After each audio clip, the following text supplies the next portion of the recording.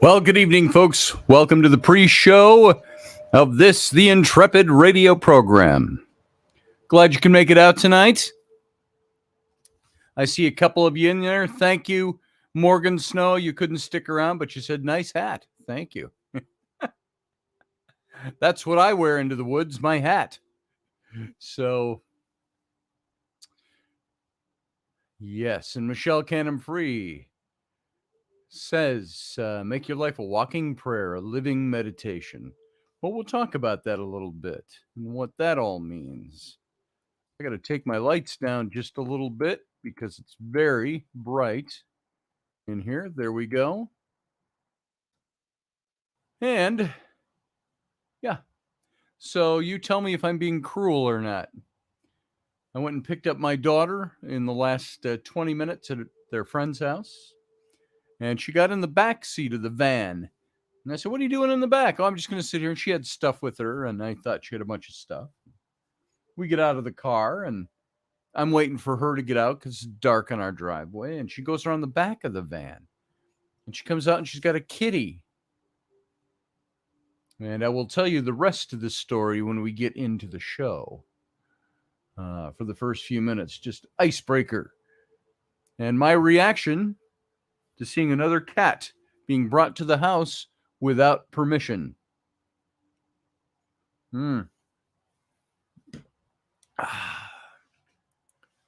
So, hey, everybody. Randall, Steph, good to see you. Michelle Canham Free, Morgan Snow.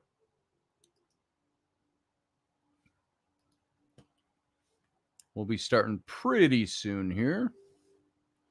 Yeah, you'll have to tell me if you think I'm cruel or not.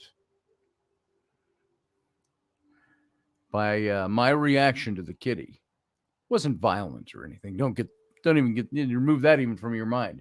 If that crossed your mind. Nothing like that. But my reaction was not a happy one. We got about 35 seconds and we go live on the radio station. That's Odyssey, ODYSY, radio.com. You can tune in over there. If all you can do is listen tonight, you can tune in over there at the radio. There's no chat room, of course. It's just the audio version of the show over on the radio station. Okay, we got about 14 seconds left. I'm going to go dark, and we'll see you right back here.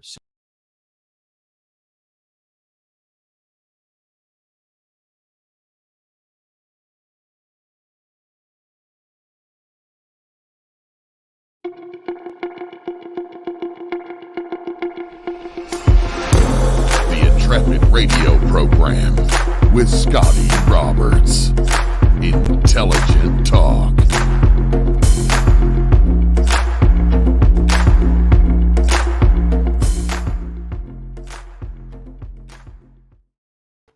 Hey, folks, welcome to the program. I'm your host, Scotty Roberts.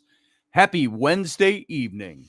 Glad you could make it out for the Intrepid radio program. We're broadcasting live over on Odyssey Radio. You can go over there, ODYSY radio.com, if you want to hear this show just in its audio format.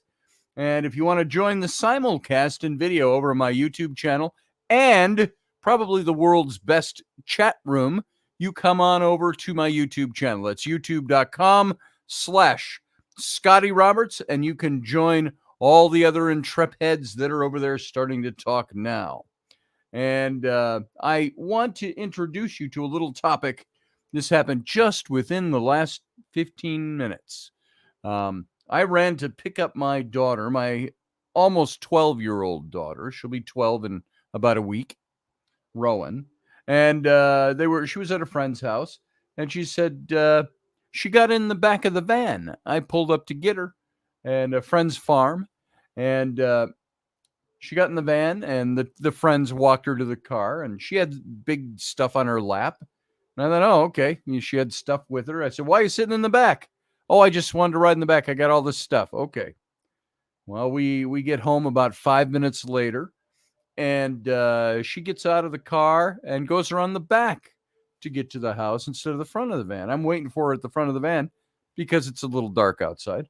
And I see she's got a kitty, and it looks just like Bob Saget, our cat, who's now a year old. And I looked and I said, but he looked a little small. But remember, it's dark out. Same markings. And she said something about, um, I brought us a new kitty, something to that effect. And then it hit me. This is not who was running around outside. I said, "Oh no, you didn't bring us a new kitty." I said, "That kitty does not come in the house." Now you tell me if I was being cruel.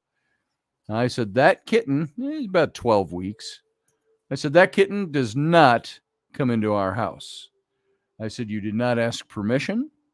I do not want the kitten in the house. I don't want the dog and the other two cats to start getting riled up because there's a fourth animal. So we do not need another kitty. So he's not coming in the house." And I got radio in 3 minutes. This was 3 minutes to 9 o'clock. So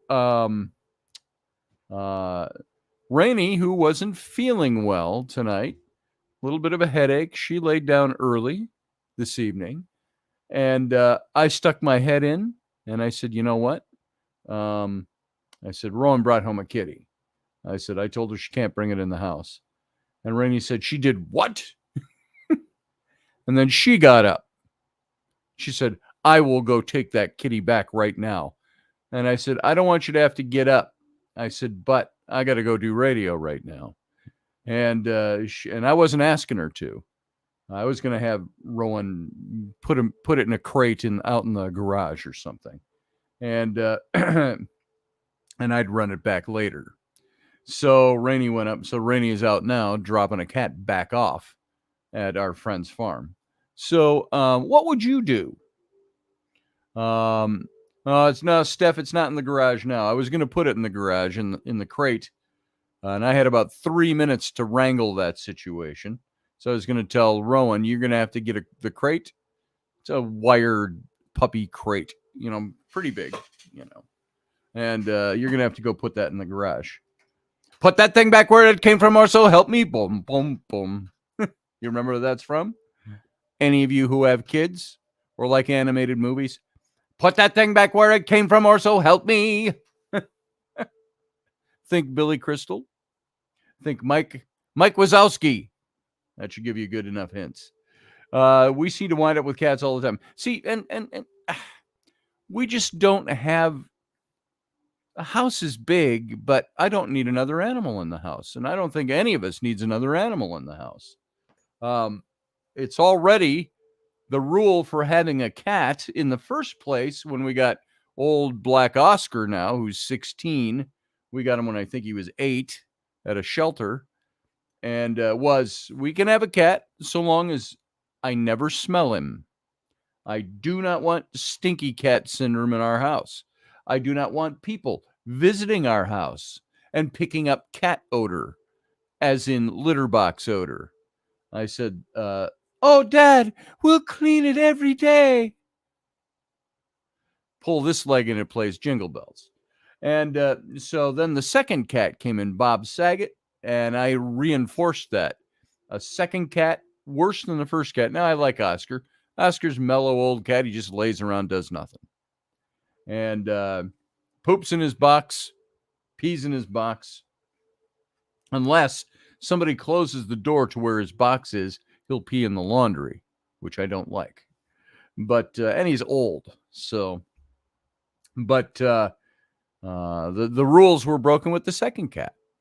I said, I reinforced the litter box smell rule. Do not come into my house and smell litter box. It was the rule. And I said, if I smell litter box, the first day I smell litter box, those cats are gone. Of course, I've not enforced that. So I smell litter box every now and then. And I hate it. I hate that smell. I've had friends over the years where I go to their house and you walk in, those the people who have the cats, and you walk in their house and you go, they have probably 8 cats. And I hate that smell. I want my house to smell like sage or frankincense or something like that. So anyway, that's going on right now. We'll hear how that plays out. And hey, Unleashed Jeremy Henson, welcome to the chat room. Steph Cuervo Queen is here. Roger Rabbit is here. And John Piper is here. Good to see you. Randall Flagg, Michelle Canham Free. Who else? We got Ryan.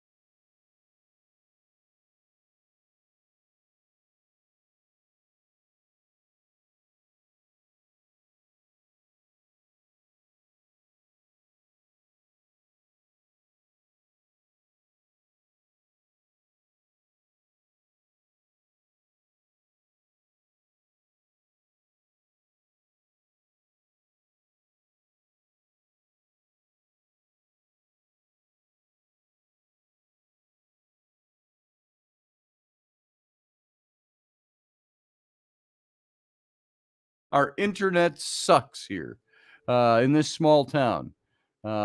Every now and then, at least once a day, it just turns off and then it reboots and comes back up. Our modem. And it's there's nothing wrong with our modem. It's just the internet company. So there you go. I'm glad you stuck around. We still got a few of you watching here. It looks like everybody's still here. If you hear me, put up your hand. Let me know you're there. So I was in the middle of telling you a story. Hey, Jason is here. And what happened? Frozen video, no audio, said John Piper. Well, you saw something. That's good. Yeah, probably cat fume inundation, says Michelle Canterbury. There we go. I saw Steph make a comment. So we're to catastrophe. So, yes, so that's it. That's all there is to that story. My daughter brought home a kitty without permission, and I would not allow it in the house. She snuck it home. That's why she got in the back seat when I picked her up. She had it all wrapped up in something. And I thought she had a bunch of stuff on her lap, like a duffel bag or something that she had come from school or something like that to her friend's house.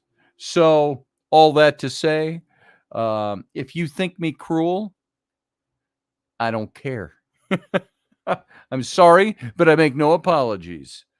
She got out of the car and showed me that she had, I've got a new kitty. And I'm like, oh, no, you don't.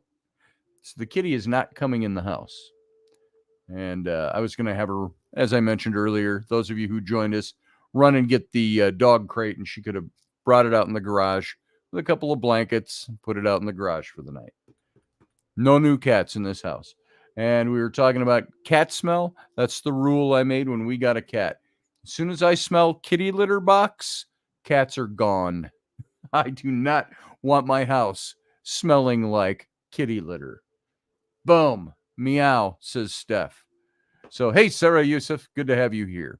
All right, everybody, let's get into it. Now that we're back online, and I don't think we'll have another mishap with the cable box or the internet box. It happens about once a day. It just turns itself off and turns itself back on. That's the internet company we have. So I agree with you about the smell, says Annette Keenan. Absolutely. I'm an animal lover. I am a cat litter box hater. I'm a cat scratching my furniture hater.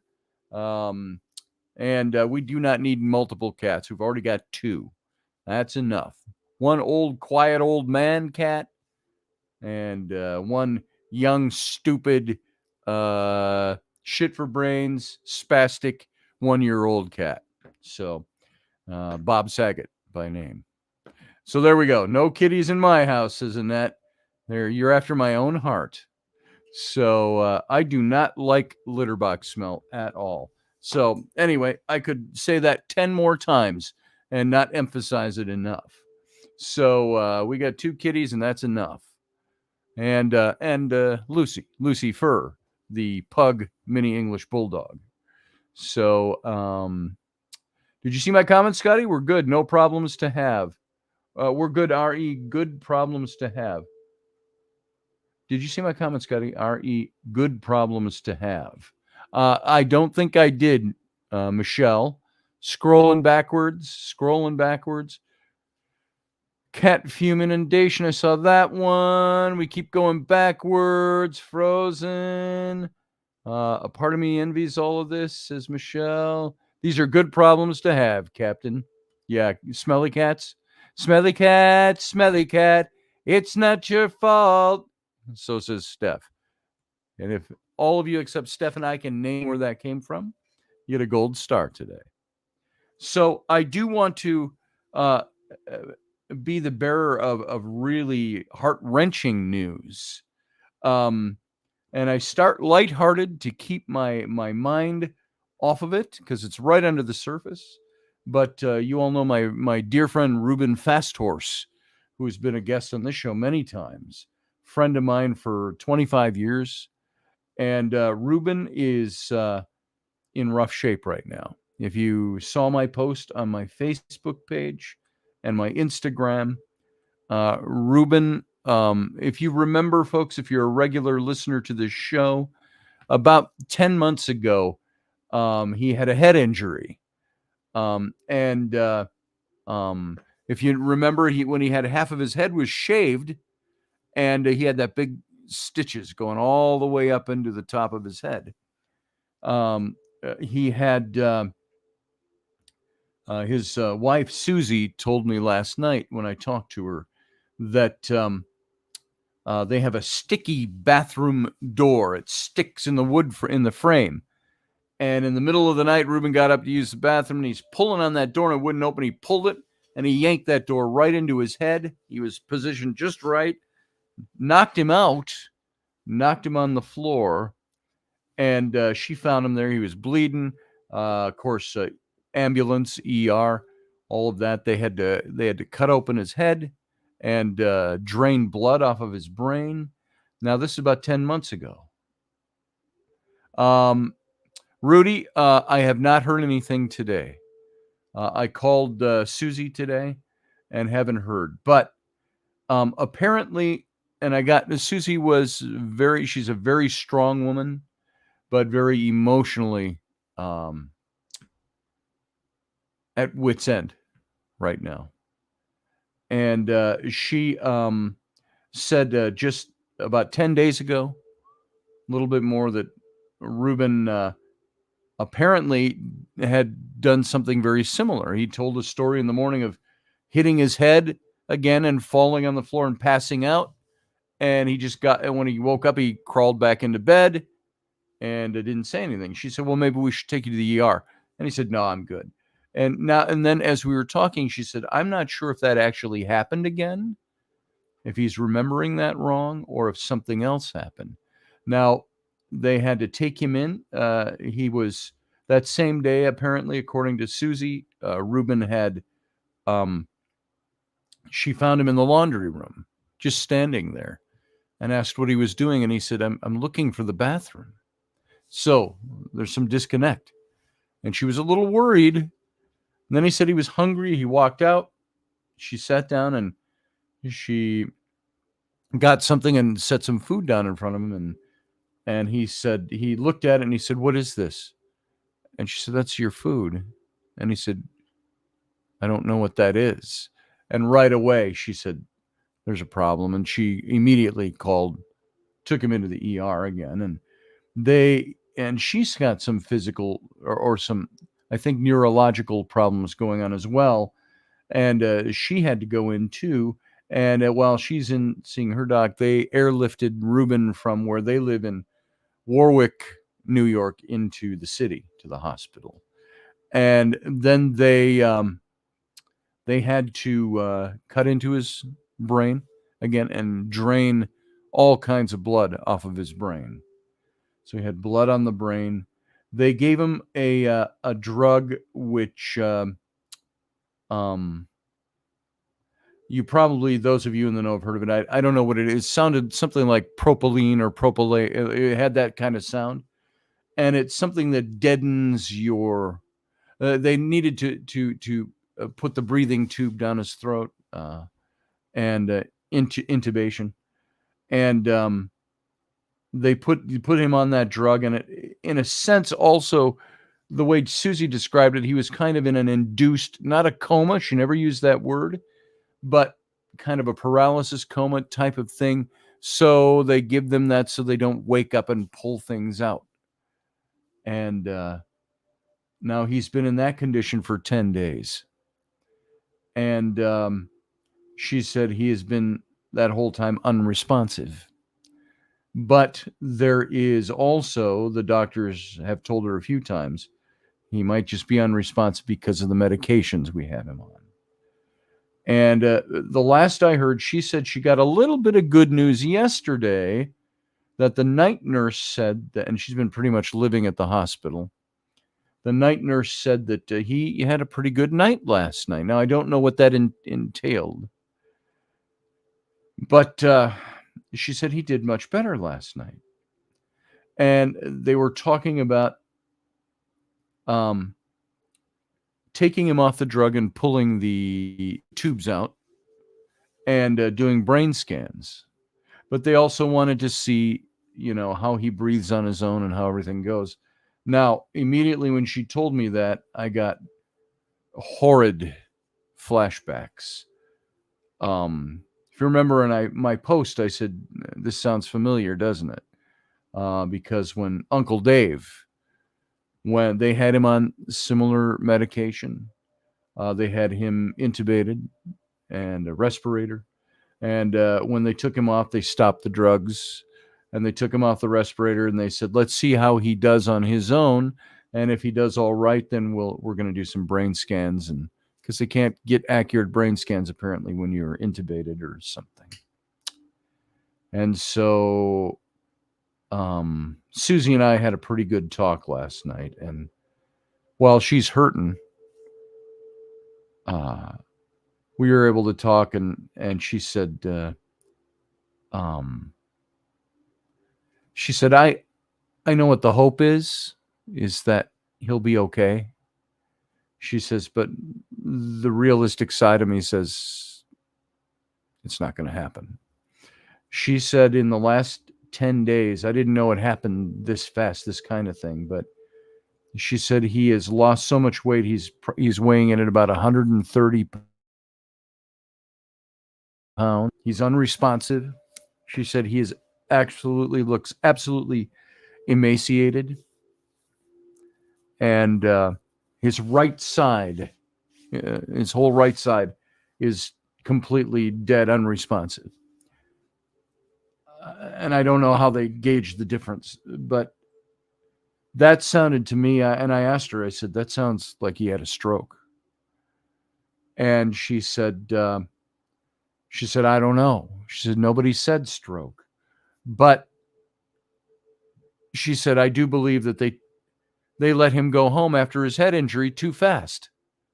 They didn't follow up with him.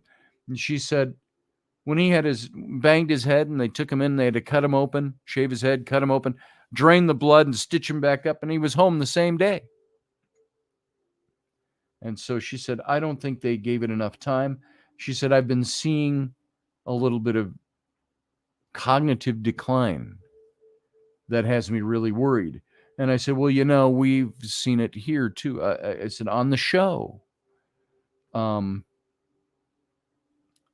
If you've noticed at times, folks, there were times where Ruben was very repetitive.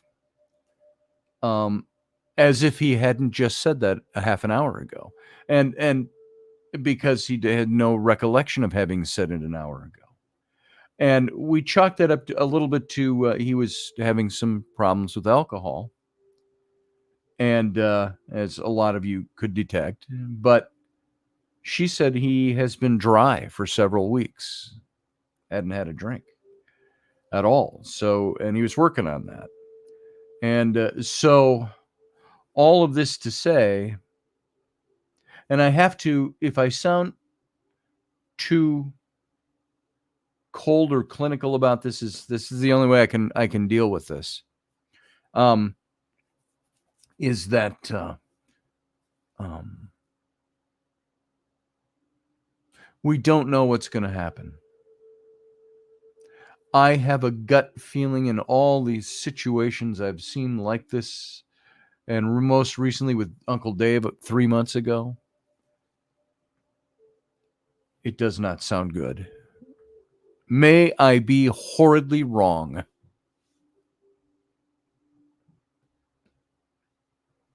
And coming back from the condition he's in right now would just seem to be a miracle. It would be miraculous. Sarah says, sounds like aphasia. I think it's his brain. Yeah, it's his brain. It's his brain.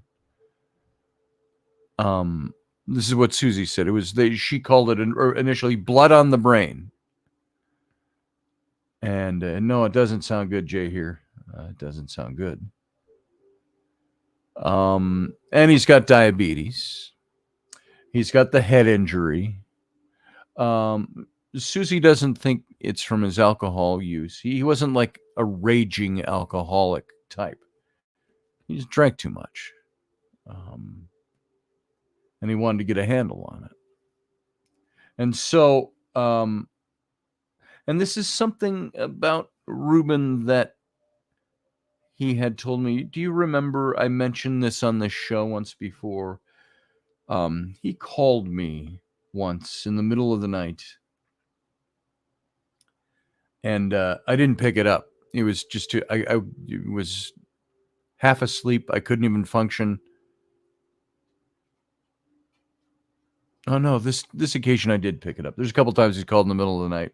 I generally don't pick it up when he calls in the middle of the night. It's usually because he's had a few drinks. And I picked it up and he was crying. And he had been drinking. It's about not even 6 months ago. And he said something about the pain. And the initial thing he said was, And usually when somebody is grieving or even drinking, some of the things that come out are the things that you're uninhibited to talk about. And he said something about genetic pain, the pain of his people, the pain that he will never know the life that his ancestors knew, and the pain that his people have gone through, and so on. And we talked for a bit, and he wasn't sober, and so, but he wasn't falling down drunk either. And I said, well, Ruben, we'll talk. Let's talk tomorrow. We did. We talked the next day. Yeah, it was slow bleed, Steph, over several months. And so Ruben had reasons for his drinking. He had sadnesses, deep set, from heritage to family to his ex-wife and his boys who he didn't get to see grow up. She took them to Australia with her when she moved back home to Australia. And Ruben had started to have a relationship with his son. His oldest son is 22, I think, or 23. He's Sam's age. And he just had a baby. His wife did. So Ruben is now a grandfather. And what I gathered from Susie, this just happened. So I don't know if it's Ruben didn't even know that yet.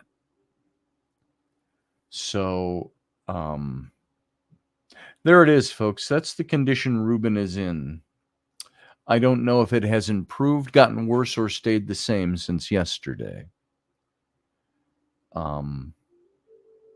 Non-responsive means non-responsive. Generally, when I've heard that term used, it's generally fairly closely linked with no brain activity. But they were going to check and see. There was something, even with Uncle Dave, they couldn't check his brain activity till they had him off those meds and off the respirator. So, yeah, Ruben has been grieving for a long time. And yeah,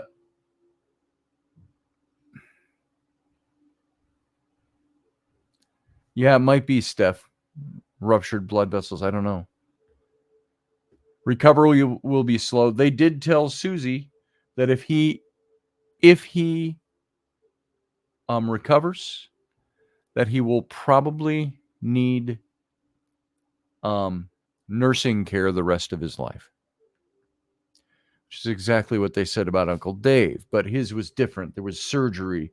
They said if he survives the surgery, he will not be able to function on his own. And this is kind of the news they were giving Susie. If he wakes up and regains consciousness and survives this, he will probably never be the same and will need nursing care the rest of his life. So, yeah, he does not want it. Yeah, I think you'd be right about that, Jay, here. Unless you know something I don't know. If you're just saying he's not going to want it. He may be crossing. He might be. And I just said that and I got chills, went all up my back and the back of my arms. When you said he may be crossing and I repeated that, I got that all up my back and my neck and my arms. So,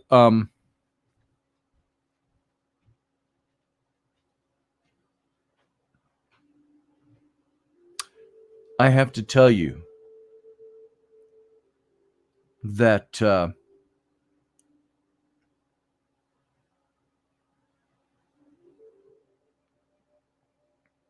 my two longest, most treasured, dearest friends I've got other friends that are good friends, John Ward, Rocky, other friends. But my two longest standing friends in my life, 25 and 30 years, have been Uncle Dave and Reuben.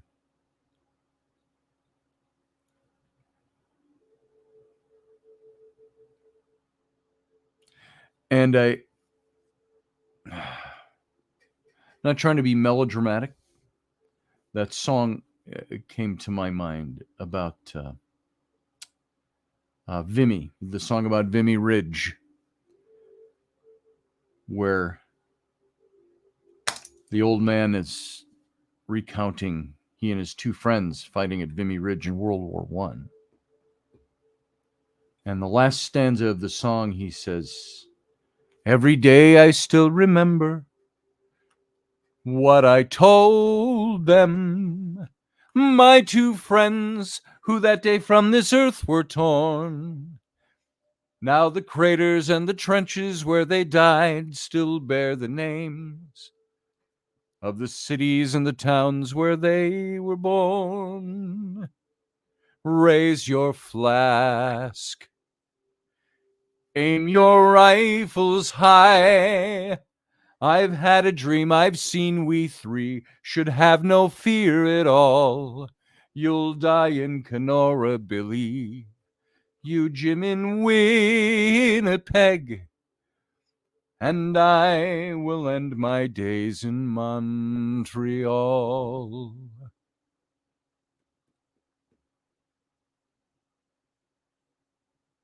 Not a perfect analogy, that song, but I think about that. And I hope to God I am absolutely off on that, and we'll have many more days with Reuben.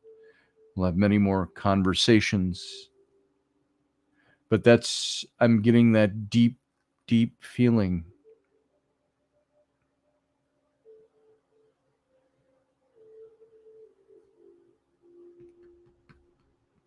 So, this is why I brought up the topic of prayer for tonight.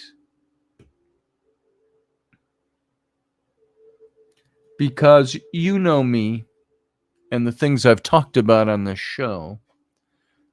I've talked about, and I've said many times over the years, I said I struggle with prayer. I don't know that I believe it works. I've looked at it from a psychological point of view and a agnostic's point of view. Prayer works if you're a believer. The object of your belief is the thing that makes prayer work. And so when I asked people to pray, I said, keep Reuben in your hearts and minds and say a prayer. What do most people do? We generally tend to use God as our lucky rabbit's foot. We don't usually pray. Most people don't, even religious people.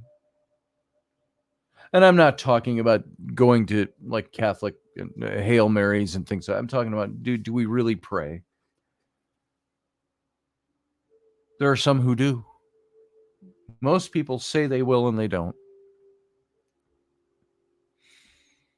In the Baptist church, the evangelical church, somebody would bring up something. Oh, would you pray for my uncle or my cousin or my son or my whatever? And people say, I'll say a prayer for him. I'll pray for him. Prayer request night. Wednesday night or Thursday nights in the Baptist church, there was always prayer meeting. There was a prayer meeting service, midweek service was prayer meeting. People would bring up their prayer requests. You see it all the time with personalities that have social media. I think of Dave Schrader, Darkness Radio, formerly with Darkness Radio. He throws up prayer requests. And he threw one up for me when I was having my heart surgery. And I've always questioned that. I say, does God hear that? Is there a God who listens to my prayers? Or do I just believe there is a God that listens to my prayers? This can cross Christianity, Islam, Judaism, whatever religion has a deity that listens to prayers in the deity. Thursday night visitation. There it was. We did that on Tuesdays, Elderberry, because we had our midweek service on Thursdays at the big church I was part of. Energetic frequency resonance, says Sarah Youssef. Steph says, but how we want it exactly is not how it may manifest. It may manifest differently for the way the universe feels, should for some particular reason. And you know what? I've got a whole thing here of 10 things to talk about the difference between prayer and meditation I wanted to focus on tonight. And I can hit those real quick because I used to think they were like the same thing, because David in the Old Testament said, I meditate on God day and night, and he prays unceasingly. And that unceasingly is, as you're walking down the road, the Bible says, or, with your family or whatever, there's always a state of prayer in the back of your mind. And I pray from time to time. I prayed today, for Reuben. And because I struggle with what I really believe about who God is anymore, I called out to the Great Spirit. I called out to God the Father and Jesus, and I wrapped them kind of all in one. Jesus being the Son, the mediator between God and man, as the Bible puts it. And not Catholic, so I didn't pray to Mary. But I always struggle with when I need something so bad that I call out to God, do I need him that I treat God as my lucky rabbit's foot? Oh, I need this thing. Oh, get out the lucky God rabbit's foot and I'll pray. And that might sound cynical, but I think that's what a lot of people do. And so I did pray. It was brief, but I prayed and I said, you know my heart. If you're there to hear my heart, you're there to hear me, you know my heart. And all I said was, I would just ask that you give Reuben back to us. So Jay here says, I never met Reuben Fast Horse. My late husband was Lakota, and his name too was Reuben. So there's an affinity there, certainly. John Piper says, out of a radiant heart for the higher good to be fulfilled. At times the answer is simply no. I learned that very early on in my life. I remember, and I've told you about this before, there was very early on in my life when I was a seminary student or just post-seminary. I was a youth pastor. And a good friend of mine from college, his wife had twins. And they were born and they were not expected to live. And they didn't. They lived a few days and they were gone. But the whole church prayed for them. The whole church came down to the hospital. There were over 100 people at the hospital praying for them.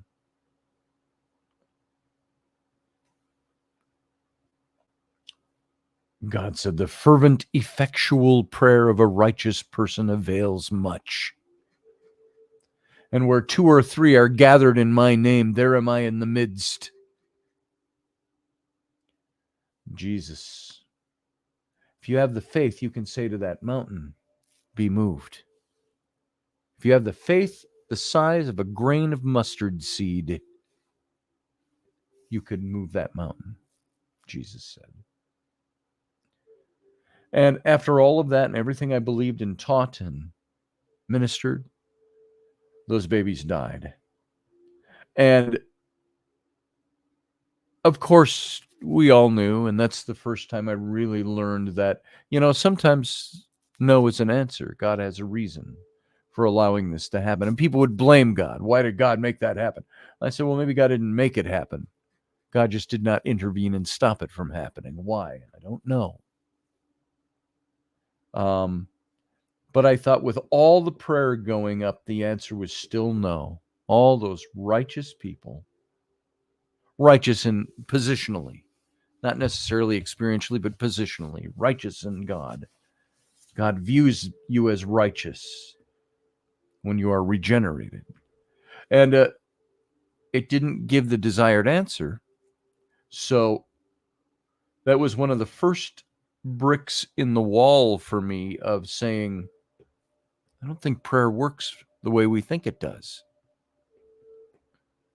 Psalm 88, says Sarah. I don't have that in front of me, but Psalm 88 says, I'll read it in the New International Version. It's a song, a psalm of the sons of Korah for the director of music, according to Mahalath Leonath, a maskil of Herman the Ezrahite. And it says this, I don't know how long this is. It says, Lord, you are God, you are the God who saves me. Day and night I cry out to you. May my prayer come before you. Turn your ear to my cry. I am overwhelmed with troubles, and my life draws near to death. I'm counted among those who go down to the pit. I am like one without strength. I am set apart with the dead, like the slain who lie in the grave, whom you remember no more, who are cut off from your care. You have put me in the lowest pit, in the darkest depths. Your wrath lies heavily upon me. You have overwhelmed me with all your waves. You've taken from me my closest friends and have made me repulsive to them. I am confined and cannot escape. My eyes are dim with grief. I call to you, Lord, every day. I spread out my hands to you. Do you show your wonders to the dead? Do their spirits rise up and praise you? Is your love declared in the grave, your faithfulness in destruction? Are your wonders known in the place of darkness, or your righteous deeds in the land of oblivion? But I cry to you for help, Lord. In the morning, my prayer comes before you. Why, Lord, do you reject me and hide your face from me? From my youth I have suffered and been close to death. I have borne your terrors and am in despair. Your wrath has swept over me. Your terrors have destroyed me. All day long they surround me like a flood. They have completely engulfs me. You have taken from me me friend and neighbor. Darkness is my closest friend. It's a pretty bleak psalm, isn't it? Psalm 88. And that's David wrote that. I think it's attributed to David. There were some of his psalms he wrote when he was on the run from Saul. There's some that are attributed to him that may not have been his. Yeah, I thought the same thing, Michelle Canham-Free. Simon and Garfunkel came to mind.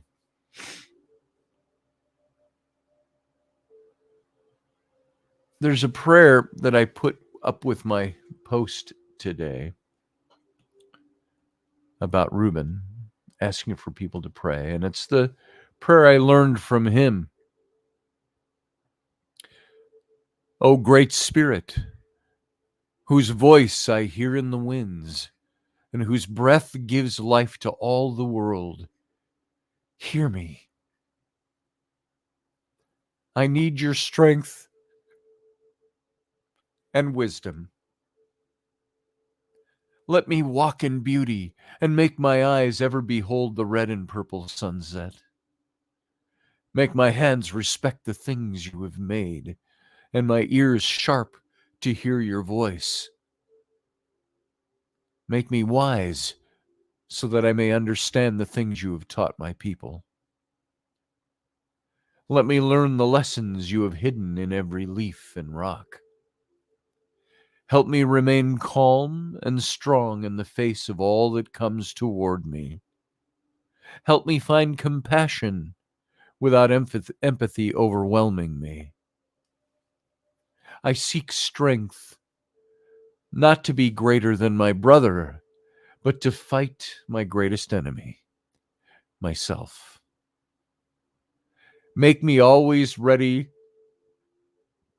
to come to you with clean hands, and as Reuben would say, straight eyes, so that when life fades as the fading sunset, my spirit may come to you without shame. You've heard him recite that poem before on this show. So, like I say, I hope to God I am premature in my feelings and that Reuben is back with us. Right now, I don't know. I will probably call Susie after this show. I didn't talk to her till 10:30 last night, 11:30 New York time. I called thinking that was Reuben's cell phone. I didn't think he would pick up. I didn't know what was going on even at that point. But I thought I'll at least leave him a message. And she picked up. That was their ground phone in Warwick, New York. And so Jay here says, allow Reuben Fasthorse to go where he needs to go. Where he needs to go. He knows where he needs to go. Yep. He may already be there, for all I know. So, all of that.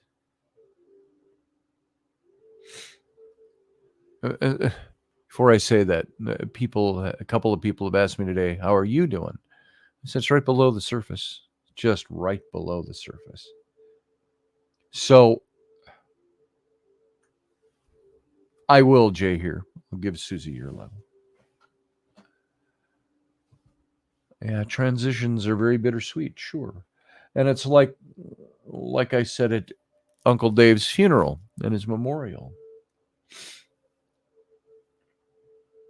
I said, we grieve not for Uncle Dave, not for Dave.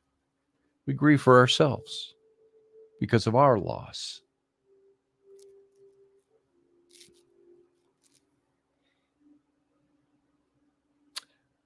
So, again, I don't know what state Reuben is in right now. I fear the worst. So does Susie. She said to me last night, she said, everywhere I look around this house, she said, there is Reuben. He's everywhere here. And she didn't say, she's a strong person, so she didn't say, I don't know how I'll get by without Reuben. Because eventually, after the grief passes, we all get by. But she said, she kind of was short of saying that, but she was like, I don't know what I'm going to do without him. I just want him to be healed. That's true, Michelle. We do not die. It's simply a changing of worlds. And folks, forgive me, I did not get to the topic. We only got 3-4 minutes left on the radio, and then we'll... I don't know if you heard that. That's the dog skittering all over the wood floors upstairs, sliding all over. So, and people yelling and talking, and so I don't know if the new kitty came in the house or not.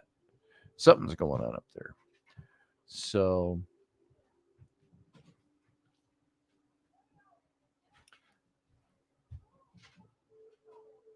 monastic tradition, says John Piper. There is 4 types of monastic prayer. Yeah, did you all hear that? Could you hear that? Did the mic pick it up? The living room is right above my head. I hear Rainey up there. Oh, she just used a naughty word. I heard that. So something's going on upstairs. The dog and Bob Saget, Lucifer and dog Bob Saget get along fine, except for brief moments where they don't. Well, that could have been what that was. So,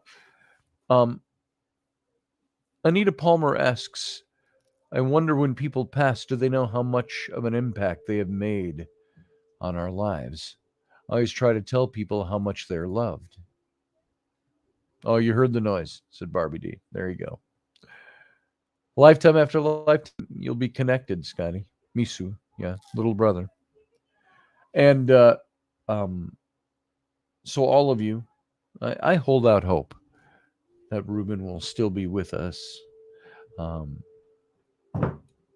Maybe that chill I got when I mentioned Jay here said, he may already be. I can't remember what you said, Jay here, and I agreed, and I had that chill go right up my back and my neck.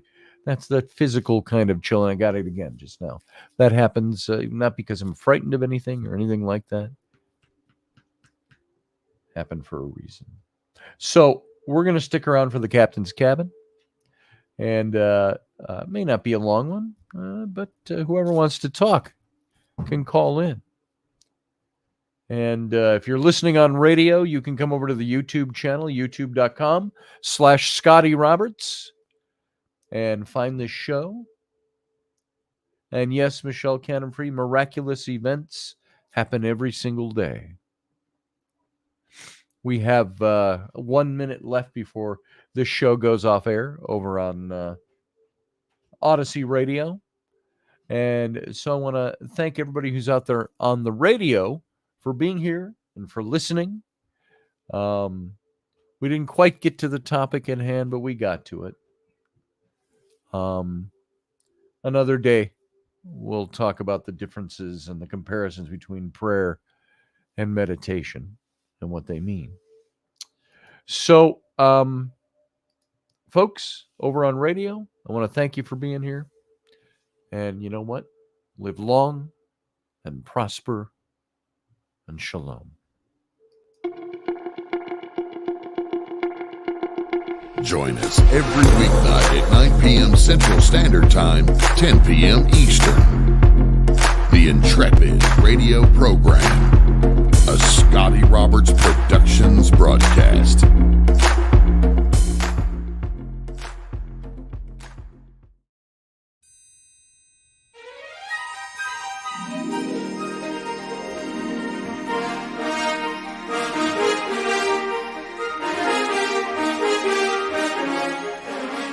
Hey folks, this is Scotty Roberts, and this is the Intrepid radio broadcast. I've been broadcasting for about 20 years now, covering such topics as science, politics, the paranormal, weird science, weird world history, archaeology, and the paranormal. Everything from ghosts to cryptids to creepy things that go bump in the night. So every week I bring you 3 new episodes. Come and join my channel and also be a patron to this site. So see the details below, and we'll see you here.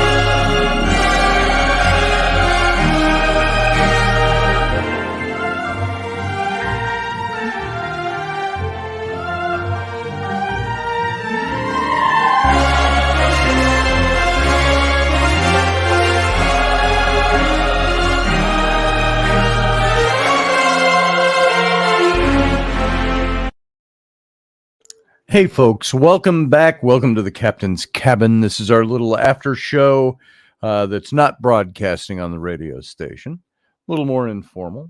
And I've got Sarah Youssef has already stayed in the wings. If you want to call in, you can check out the password, not the password, I'm sorry, the link. Just grab this link. I just pasted into the chat room, and you can put that in your browser if you want to call in and talk. And that's it. That's all you need to do. You'll pop up down below. I'll be able to call you up. I'm going to bring Sarah in. Hey, Sarah. Hey, Scotty. How you doing? I'm hanging in there, much Good. like you. So, Yes. well, I mean, I was just wanted to, let you know, since you're not officially off, but I mean, Yeah. take the host hat half off now, not Yes. wearing the captain's cabin, because it sounded like you really needed to talk.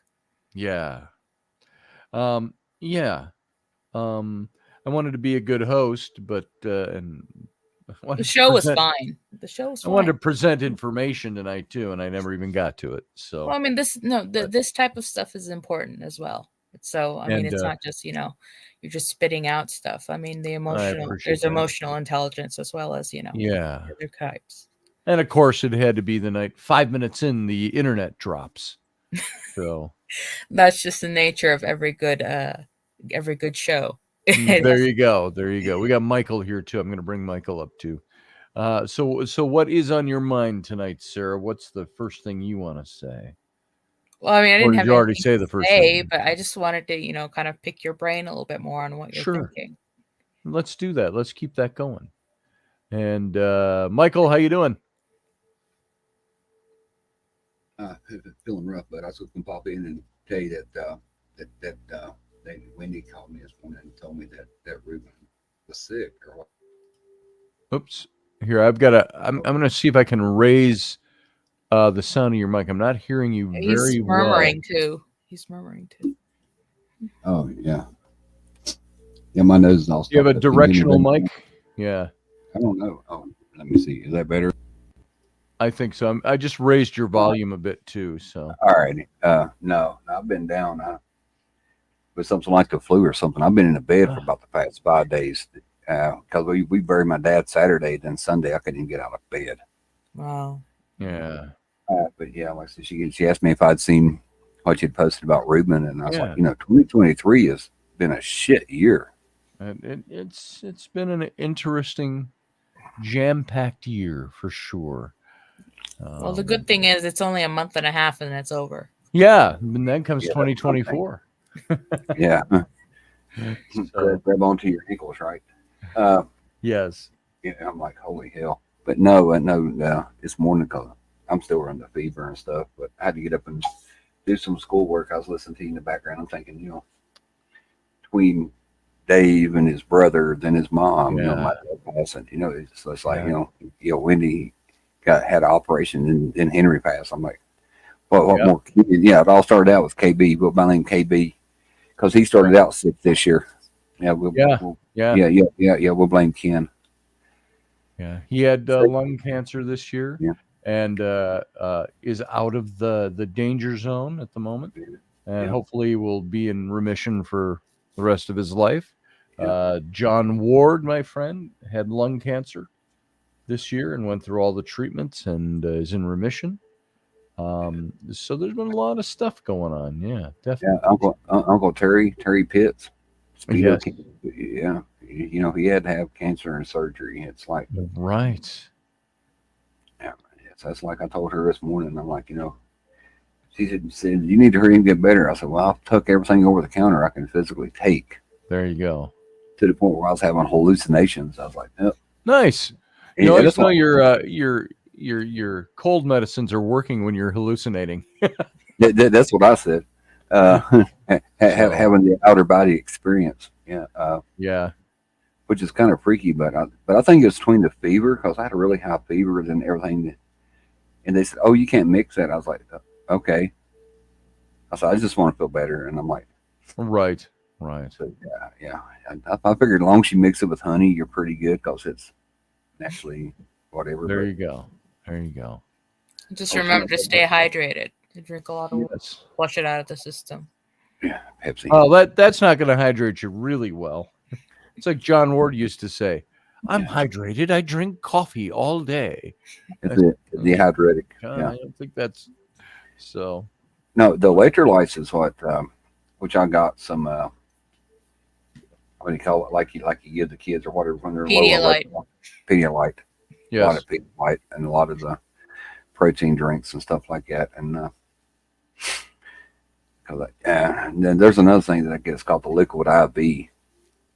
We found them in the Army years ago to get over hangovers. But hey, by the way, I see Jason hanging in the wings. We've got that same issue we had the other night. It says an announcement came up when you popped in and said your guest, JP, is on an Android Chrome, which has a bug that causes echo. Google is working to fix it. For now, please ask your guest, JP, to wear headphones to avoid echo or use a different browser. We've also informed your guest. There you go. Oh, he's putting on his headset right now. There we go. Could be like me. I didn't know how to close down one browser when I first started using StreamYard with you. I couldn't figure out why I kept having loops and echoes. Yeah. And I'm a tech guy. And I was ready to throw a laptop and the phone because everything I touched had it. I'm like, no. Yes. There you are. All right. Got him dug in. Oh, no. Oh, he's still working on his headset. There you go. Oh, quack, man. There you go. You're good. I hear no echo.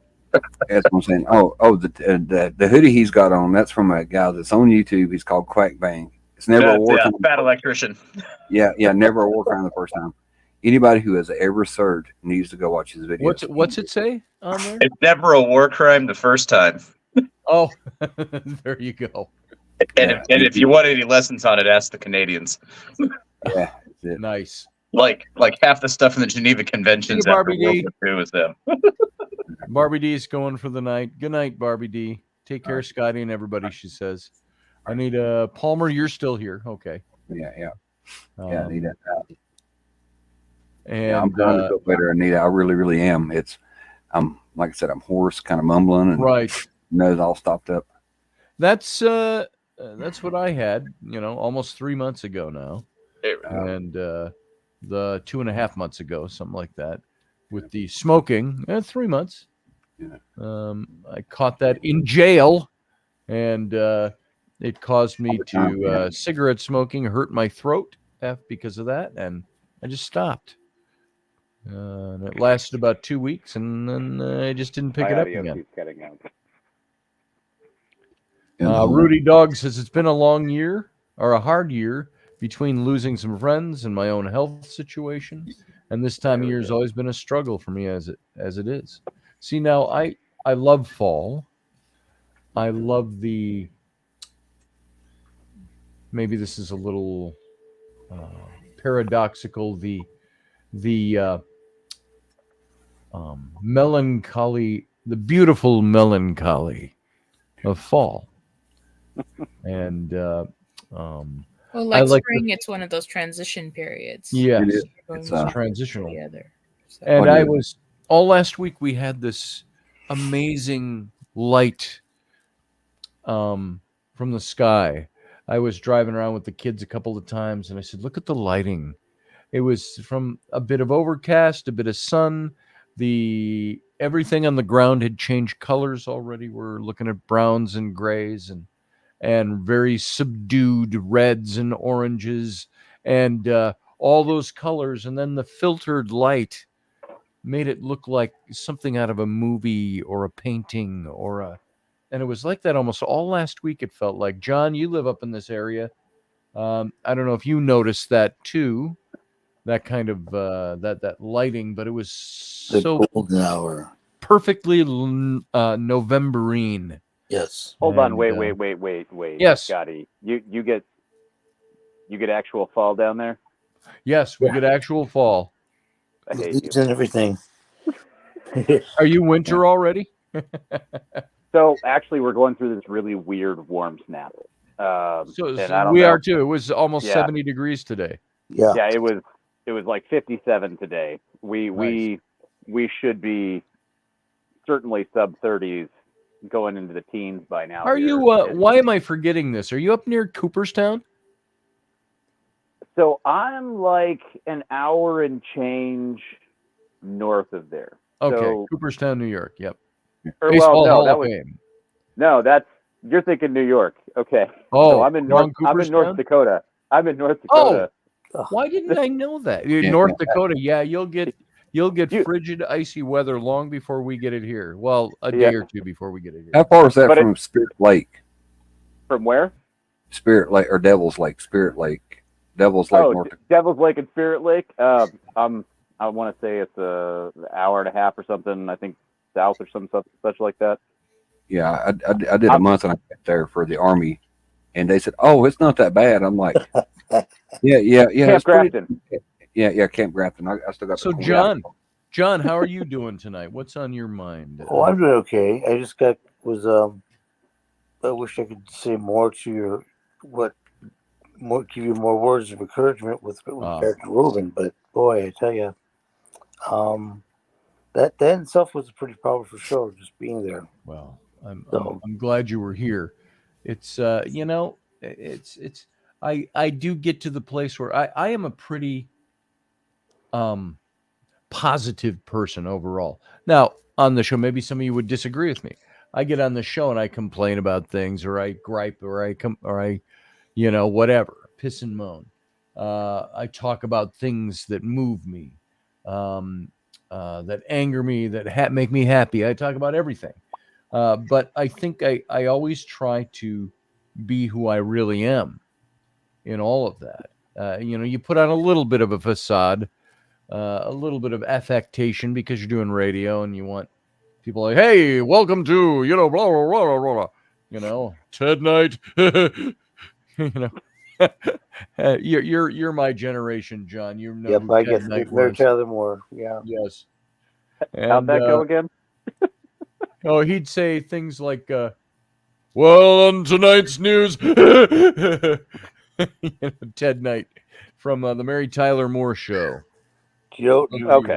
Old enough to remember that. Do you recall who Ted Knight was modeled after? Yes. He was supposed to be, if you're from up here, you'll recognize his name, Dave Moore. Yep, yeah. And Dave Moore was not a goofball. Dave Moore was pretty solid. He was WCCO TV up here for I don't know how many years. Forever. Since I was a little kid until I was in my 20s, I think at least. He's probably doing radio before both of us were born. Yes. And he was a mainstay at WCCO TV, which is a big Minneapolis, St. Paul, Minnesota station. And then after him was Don Shelby. Yeah. And then Don Shelby retired, and now you got I don't even know who anchors there now, but yeah. He made when I was in high school and college, it was where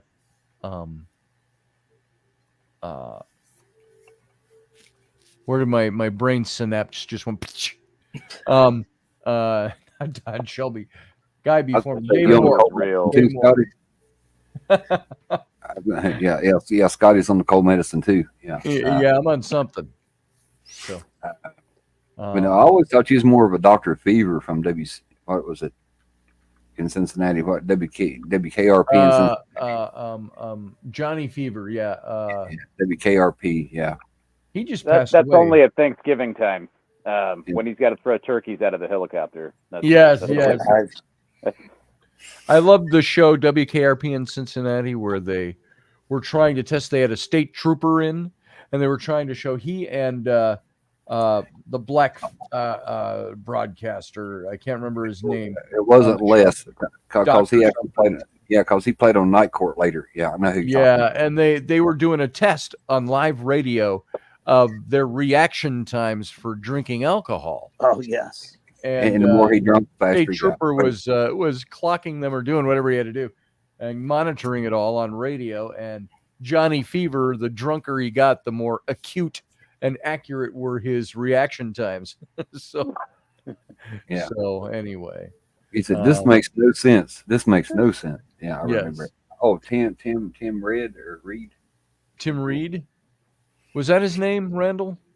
But what was his his character's name? He had a wild show. He was, Yeah. you know, Les was the weatherman. Then they had Les Nessman was the weatherman. I remember that.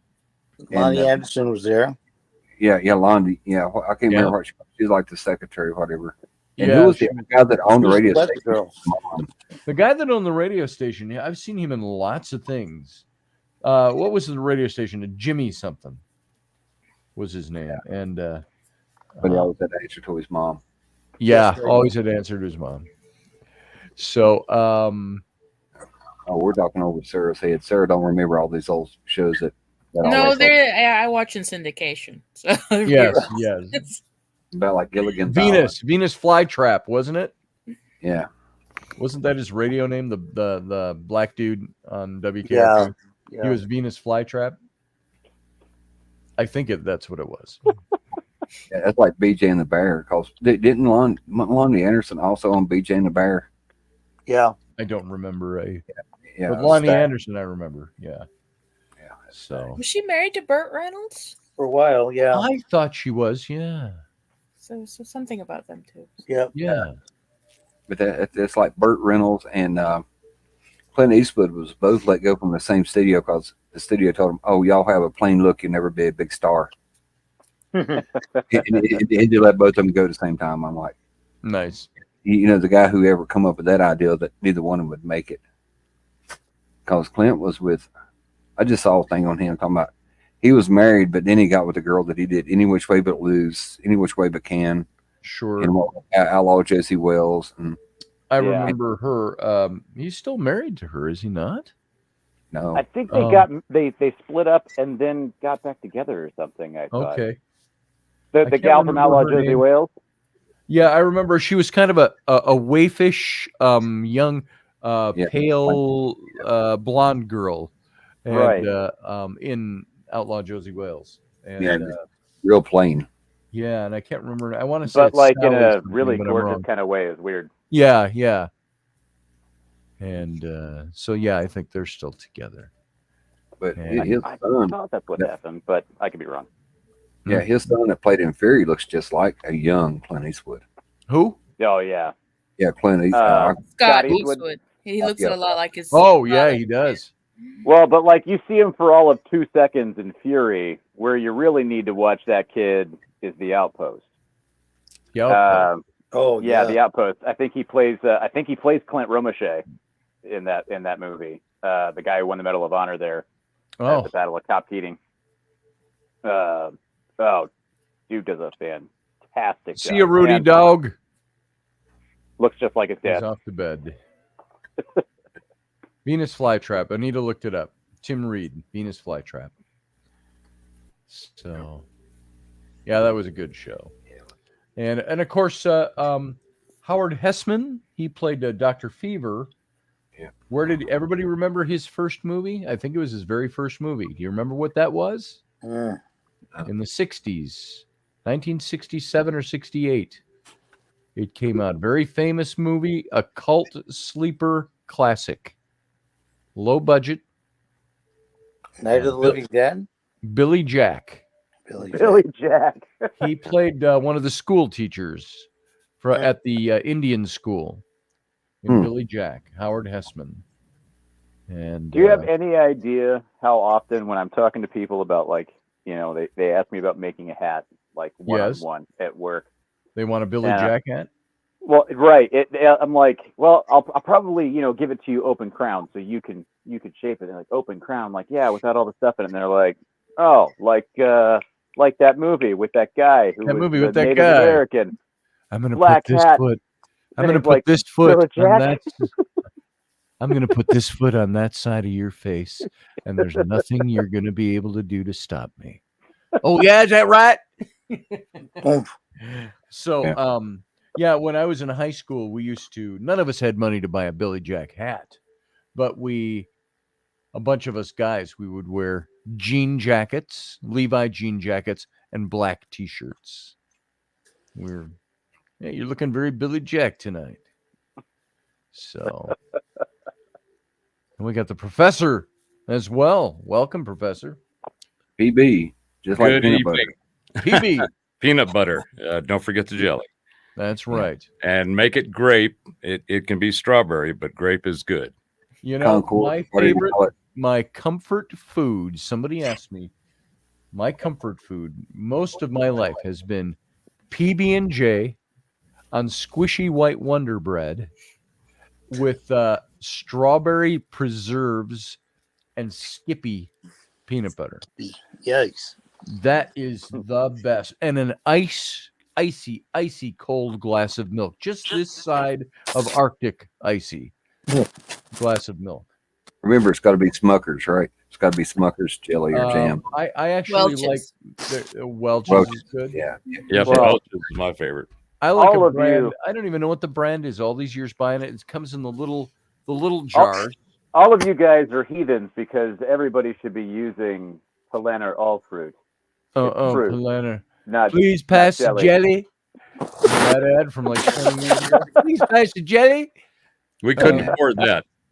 No. Yes. Do you guys remember all the great breakfast cereals, right? You had Yes. Cocoa Puffs and Rice Krispies, And vitamin. right? And one of my favorites was Cheerios. And That was your favorite? it was one of my That was favorites. like Captain Crunch. That was my favorite. What was your favorite cereal? Captain Crunch with Crunch Berries? How about you? Boo Berry? How about you? Fruit Loops? How about you, Professor Bauer? Oh, Cheerios, of course. Well, I got to tell you, those are basically donut seeds, right? And Yeah. and one Without of the the things that, frosting. one of the Bland. things that I remember doing was it always took at least not a teaspoon, not a tablespoon, the next big size spoon Oh. The serving spoon. of sugar, just poured all over it. And I even remember a number of times just taking a great big mouthful of sugar. You know what you had to have was at the bottom of the milk in the bowl, you had to have the like ocean sea bottom surface sludge of sugar. It was the little the bottom. sand berm of I could sugar. stand Yeah, my spoon up in it. absolutely. That's Eating what that during your developmental periods, that explains a lot. Oh, I was yeah. just going to say. I mean, yes. there's a whole bunch of answers there without even asking the question. But so there was Captain Crunch. Remember Fruit Loops, right? Yep. Lucky I Charms. always like Fruit Loops. Lucky Charms was one of my favorites because I love those little marshmallow Lucky Charms. things. It's magically delicious. Magically delicious. Why And does everybody then, always laugh when I say that? and then, Frosted Flakes, right? Frosted Flakes. Yeah. And Wheaties. Yeah. All the great Sweeties. Wheaties was a good one. Although when we were kids and my mom would come home from grocery shopping and we would find the cereal and she'd get like corn checks and we're like, oh yeah, deflated corn checks or Rice Krispies or Cheerios or the worst was wheat checks. oh, those were terrible. Yeah, Mom, Well, this we just asked you to get some confirms. cereal. you could build a house with that shit. Sugar Pops. Oh, remember everything that was sugar in the name? Sugar Pops is now Corn Pops. Yeah. Sugar The worst Frosted one for me was Flakes. grape now, nuts. Because that one was grape terrible. nuts. Yeah. Oh, Grape Nuts was good, but the other one I really liked was Raisin Bran. I love raisin. I have a box of Raisin Bran upstairs, right? Oh, that was good stuff too. This I like just Raisin Bran. confirms for me I was apparently a weird kid because I always got excited when Dad would go to the store and pick up whatever cereal I liked and my brother liked, and he'd get himself a box of Cracklin' Oat Bran. Oh, Cracklin' Oat Well, Bran. isn't it a muesli and Weetabix up there? Muesli. Yeah. I think I told the story before with Scotty. One time I remember we was at the grocery store and I kept telling my mom, I won't. She said, well, when you get old enough, you buy any goddamn cereal you want. You're not getting all that.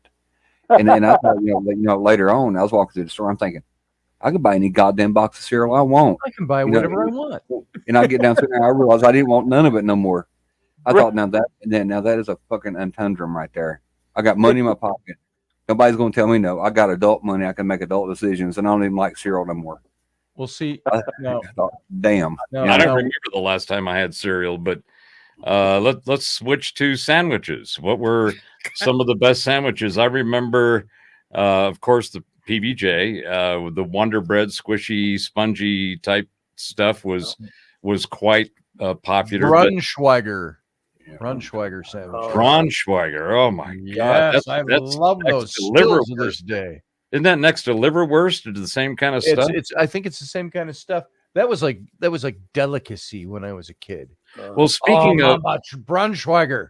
Speaking of strange meat, I'll share with everybody that stop talking about Jason like that. I gotta step away. He's got to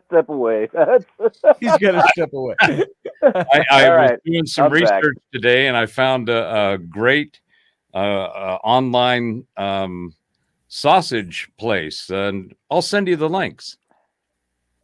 Oh, please do. Come on, you missed that. You missed it. Yeah. I'll send you the links. Sausage links. Here's the joke. Here's Scotty's head. These are the jokes. These are the jokes. Sandwiches. Yeah, it was Braunschweiger. It was Braunschweiger or PB&J.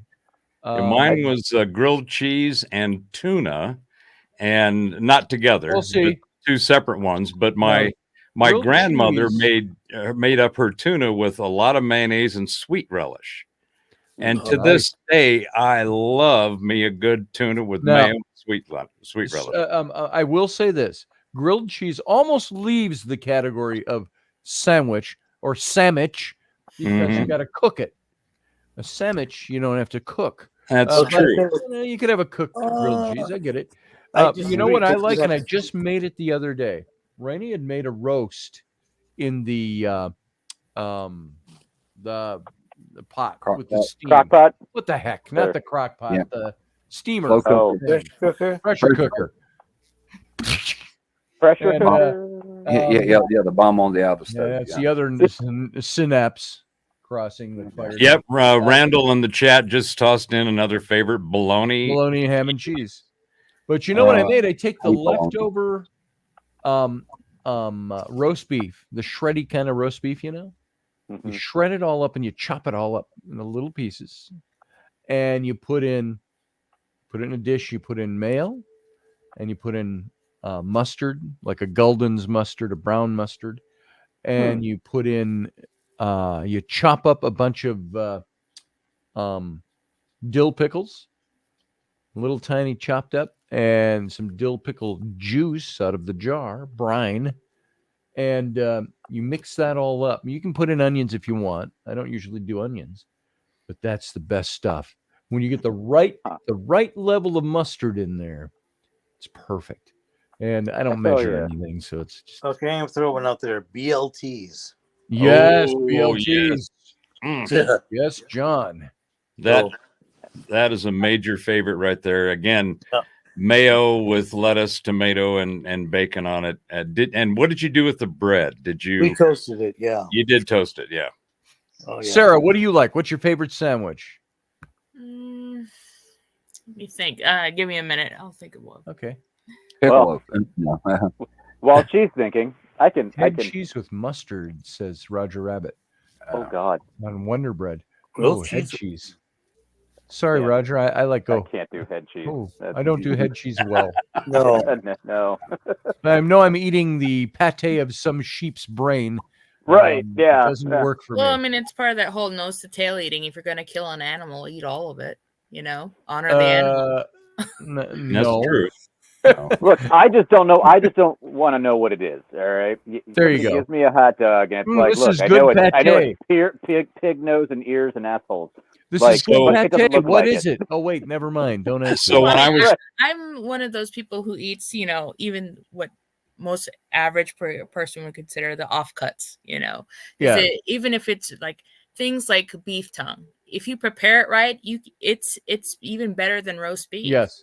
You know, but you got to prepare it right. That's the thing, though. No, I have never had beef tongue or buffalo tongue.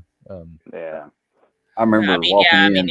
Just my grandmother cooking that. You can't tell the difference in the quality of the meat. I mean, you slice it up and eat it the same way. It tastes exactly the same. It's cheaper.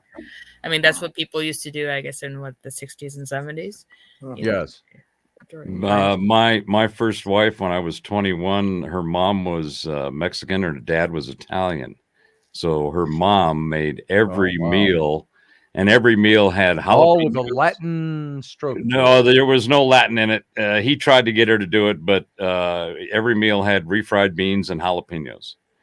And so that's where I got my taste for good spicy food. And I've always enjoyed good refried beans. But one day I went with her to the store to go shopping, and in Whittier in Southern California back in the 70s, there was a lot of, original Mexican oriented grocery stores. Mm-hmm. So we went to this where she gets all of her meat, and she's buying chorizo and pig's head and pig's feet. And I mean, they had it all just completely, prepared and packaged up. And I'm looking at this stuff, and I said, is this what you cook with? Is this what I'm eating at night?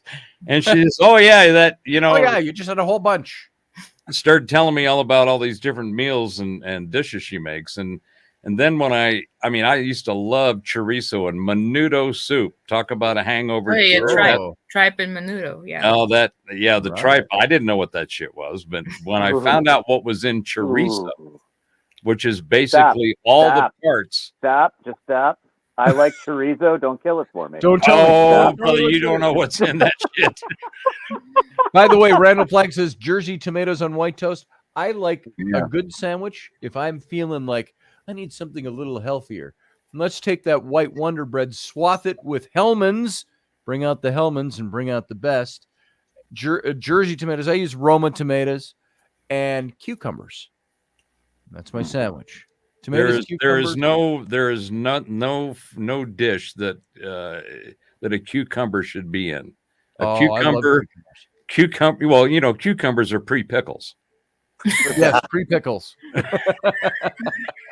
They just haven't I think the English yet. might take objection to that with their little sandwiches. Randall Flagg, I've had baked bean sandwiches too. Yeah. Sometimes you're standing in front of the fridge. Kids are gone at school. Rainy's off at work, and I'm like, I'm hungry, but I don't want to cook. And I'm like, oh, there's some baked beans left over in the fridge. Oh, I could put a little mayo, a little Hellmann's on some bread. It doesn't have to be always squishy white Wonder Bread. That's just best with PB&J. I'll use a good 12-grain bread or something and spread it and throw those baked beans on top of that sandwich. Now you're talking. Add some onions to that cucumber tomato. I think that's called shit on a shingle, isn't it? Something like that. No, that's chip beef. Oh, that's chip beef. Okay. Yeah. But I figured out in the Army, it didn't matter what you have, as long as you put it between two pieces of bread, you can make a sandwich out of it. Nice. That's about accurate. That's about accurate right there. Yeah. Mashed potatoes, chicken, pieces of pork chop, or what they call pork chop. So some off-color green and orange looking eggs. Just whatever you had, and you just wrapped it with the hash browns, and you just squished it together. That way it's portable, and you could just roll out.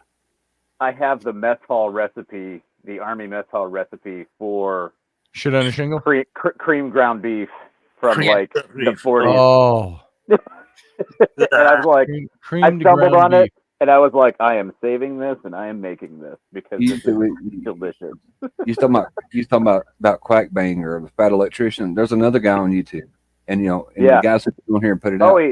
He's called Tasting History, and Max Miller. I love him. Yeah, because he did the shit on a shingle. He did the like the first class, second class breakfast on the Titanics, and he just did the Thanksgiving one for like the whole turkeys, because they made this whole thing about getting a turkey meal to the soldiers on Thanksgiving during World War II.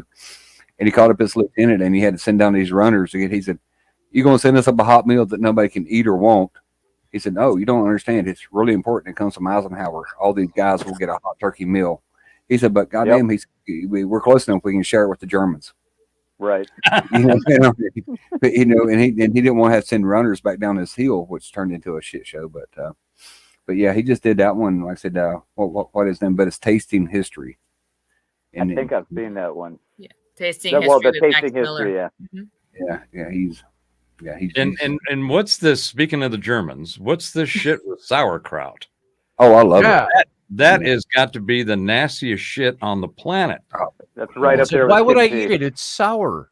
No, but I mean, if you think about it, but you have to It's think rotting cabbage. refrigeration. How are you going to That's get your kimchi. vegetables? And plus, it's the addition of the probiotic thing. So I mean, Yeah. Okay, you go with That that. doesn't make it taste any They didn't better. have fridges back That then. doesn't make Yeah, it taste just or because it's smell healthy doesn't mean it tastes good.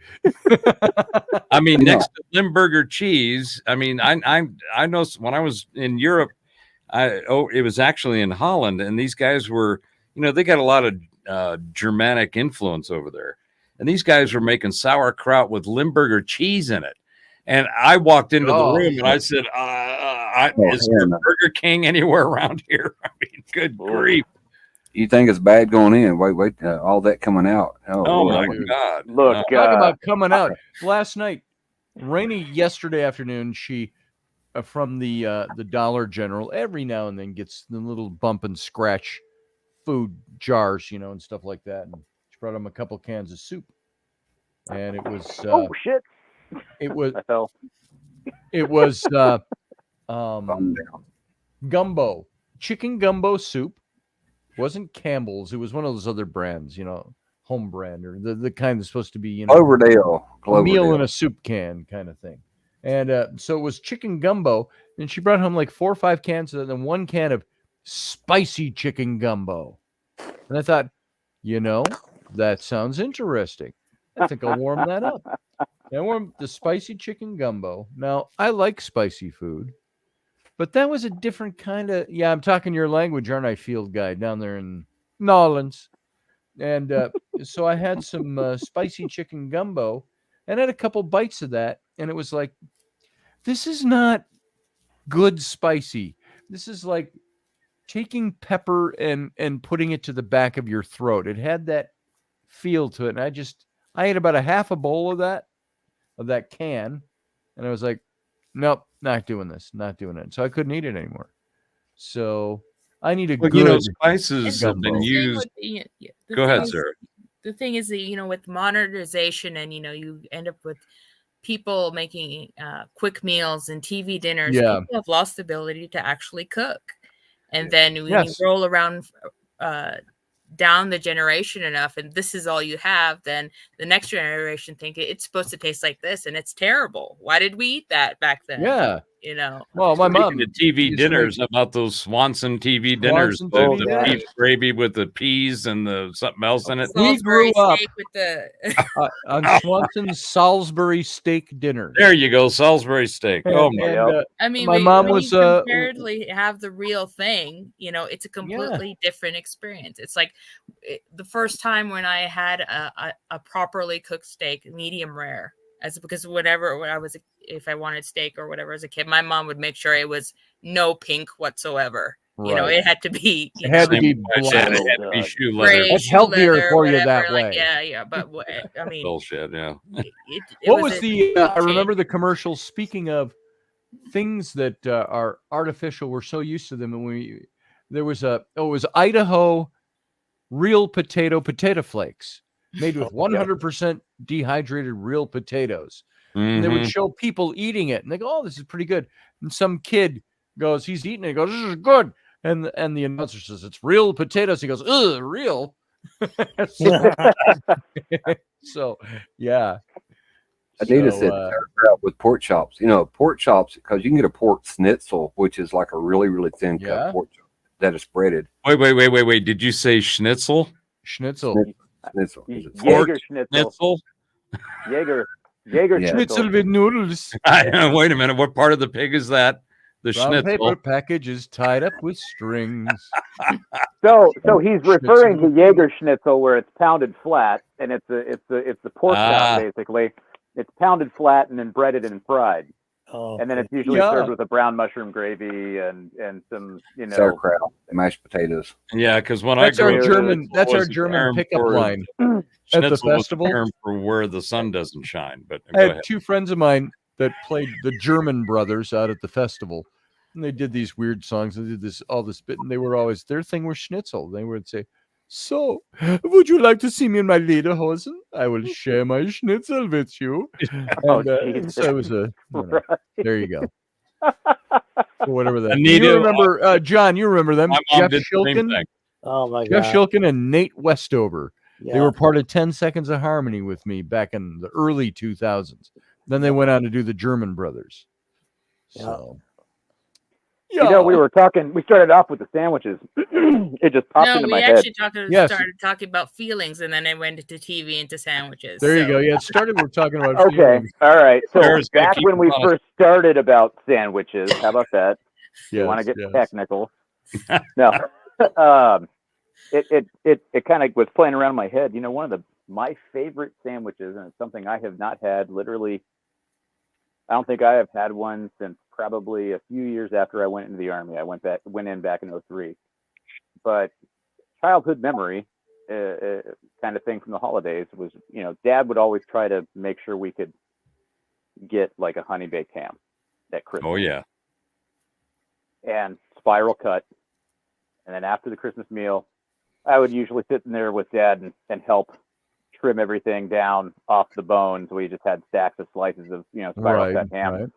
May or may not have stolen a bunch of those slices during the process. Mhm. But white bread and honey baked ham, and that was it.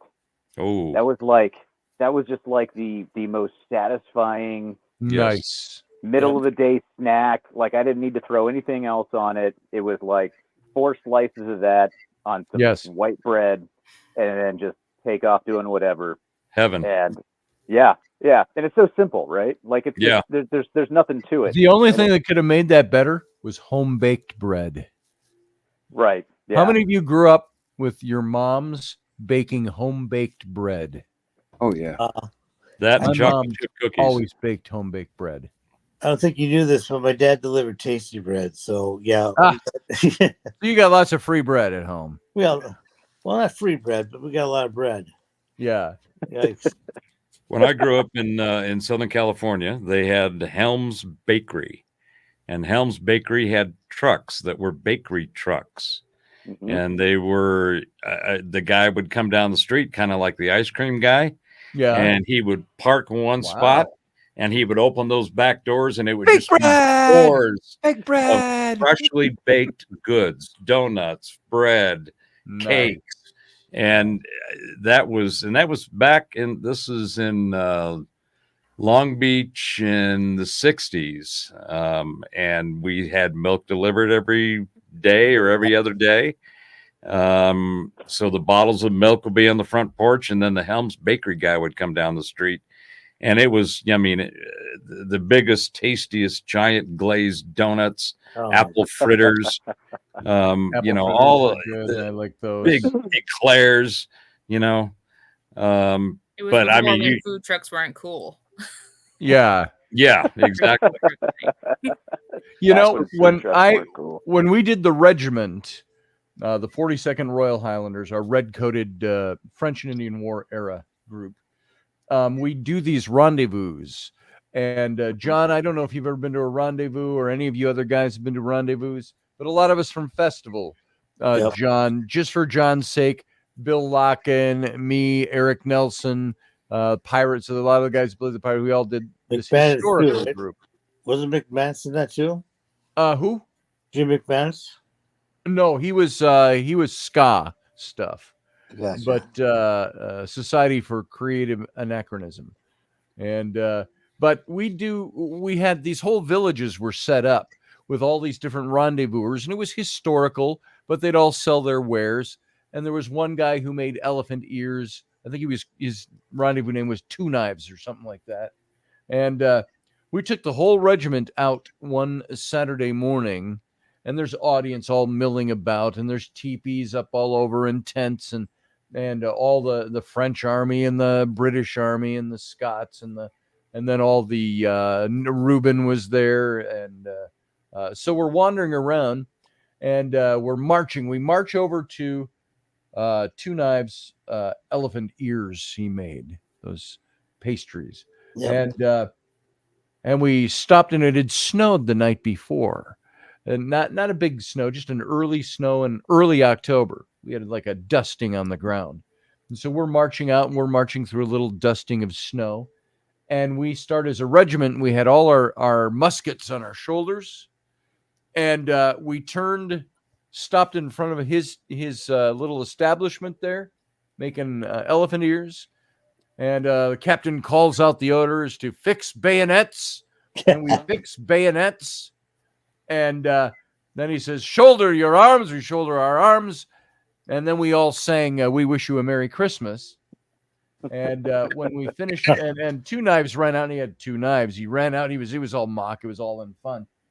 And so we finished. We wish you a Merry Christmas and a Happy New Year.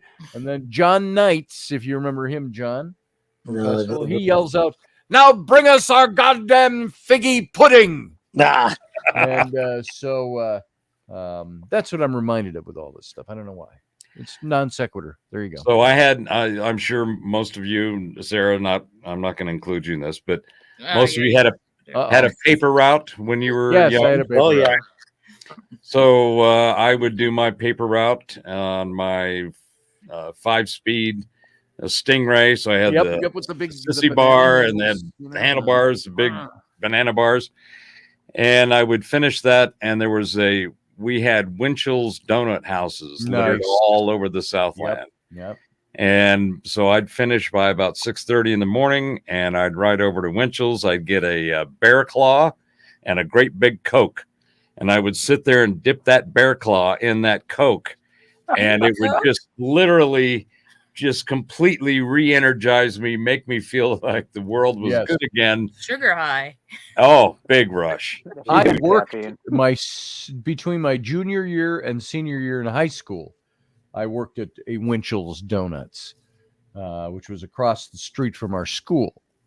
And so I just walked to work, and that's what I did. And there were times we had and it's funny, they're still in vogue today, 40 years later. The jelly-filled rolls, yes. And what you do is you take that once it came out of the oven.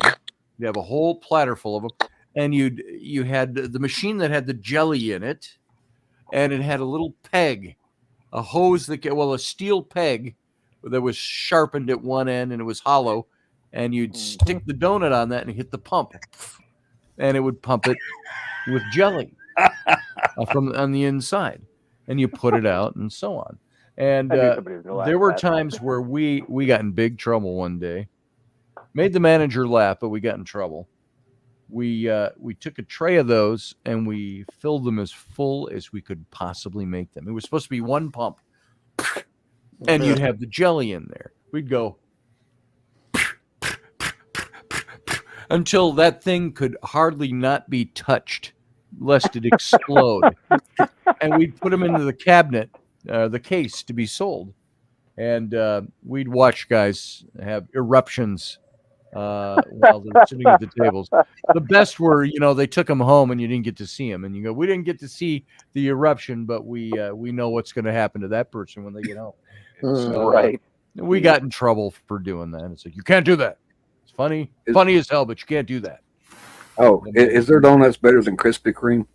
No. Yes. I thought Krispy Kreme. Krispy Kreme is a knockoff of Winchell's. Oh, really? Oh, yeah. And Winchell's was the original. They made the best donuts. And that's just my opinion. I didn't know anything about Krispy Kreme until I moved to the Southeast. And I said, where's the donut joints around here? Where's your Winchell's? And they said, what's that? We have Krispy Kreme. Krispy Kreme's up here, 15 years ago, and then they just disappeared. They were here for about a year, and they were gone. I'm going to need you to go ahead and take that back. Nice. I represent me and my 1847 Walker. 1847 Walker. You might be asking yourself, how many rounds does an 1847 Walker hold? Sometimes You feel lucky. 6, for the Amish or donuts. is it 7? Well, what's that? with Sarah, this- Amish donuts? What's that? Yeah, it depends where you go, but I mean, they can sometimes rival the Krispy Kremes. At least, Good night, Roger Rabbit. Huge, but I mean, they're like giant Krispy Kremes. Oh yeah, we've got a place up here called Sandy's down in Fargo, and they make some damn good donuts. And every November around Veterans Day, they do the original recipe that the Red Cross women would hand out, the donuts they would hand out during World War One. And as a veteran, I don't know. There's just something. They're very simple. Were they baked or were they They were fried? probably fried. They were fried, but you know, okay. they weren't glazed or anything like that. Okay. They just came plain, and they're real simple. And I don't know, as a vet and a military historian, those things just hit different. Like, all right, so it's the connection. So let's take a vote. Exactly. Powdered or chocolate covered donuts? Whoa, hold on, wait. Are we talking regular donuts? Or are we talking like just regular donuts? What kind of donuts? We're talking cake donuts. We're talking fried donuts. Regular donuts. The what's little regular? You know, they come from Cheerios, which are donut seeds. Okay. So when they grow up, they become donuts, and so powdered sugar or chocolate covered. Chocolate. It depends. Yeah, I can't give you a definite answer one way or the other. At least you'll have either one. Anyway. Yeah. Or about chocolate covered with powdered sugar on top. There you go. There you go. Oh. That sounds a lot like Wilford Brimley would be knocking on my door to talk to me about oatmeal and diabetes. You know what that reminds me? It reminds me of, there was a little bit at the festival, and I think I told this story once a long time ago. The little bit at the festival. John, do you remember Gordy, who played this little street beggar? Yeah, with he's pots a little and pans. skinny guy. Yeah, he'd sit in the dirt and he'd bang a little pot on his head. Bang! Yeah. To get people to put coins in his thing. And he was hilarious, this guy. He went on to become, John, for your sake, Arthur Greenleaf Holmes, telling the poems. But he played this street beggar. And he talked like this. And the royal court was doing a thing at the front gate. Not the front gate, inside the front gate. And doing a show for everybody. And everybody's gathered around, and Gordy comes up in the audience. He's this beggar, and he's dirty and dusty. And he raises his hand. He says, oh, your majesties. Oh. And they call him, yes. I can't remember the character's name. And he says, I have a boon to pick with your majesties. He says, imagine my chagrin when I went to the donut house down the lane, only to find that it has been converted into a brothel. And everybody kind of laughs, and he goes, the most interesting part was when I ordered my favorite, double Dutch chocolate with sprinkles. No. Oh, no. So there you go. Oh, that was the joke for the day. And then he'd run off and go beg in the streets. Good Lord. Well, I do have to tell you that I was recently abducted by aliens. Oh, we knew that. And during my abduction, they made me wash my hands, clean my room, and eat my veggies. Uh-oh. Turns out I was on the mothership. Oh God. Oh no. Oh God. Where'd that 1847 go? Put him out of our misery. There you go. Oh, he's getting serious now. No, hold on, wait. All right. Yeah, there you go. There you go. Partially frozen chocolate eclair, says Rendell Flagg.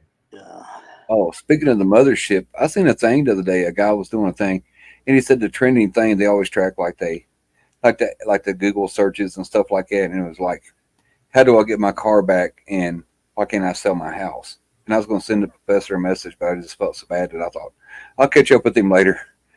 You talking about using the AI?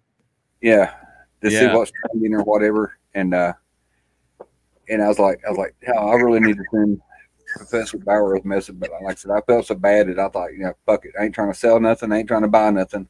I'll get up with it later. And we have the 3-minute warning, folks. 3-minute warning till the end of the show. Since we brought up the UFO things and the mothership stuff, there was a potential sighting of something out this way, actually. Really? Yeah, a few days ago there was in the Dakotas, man.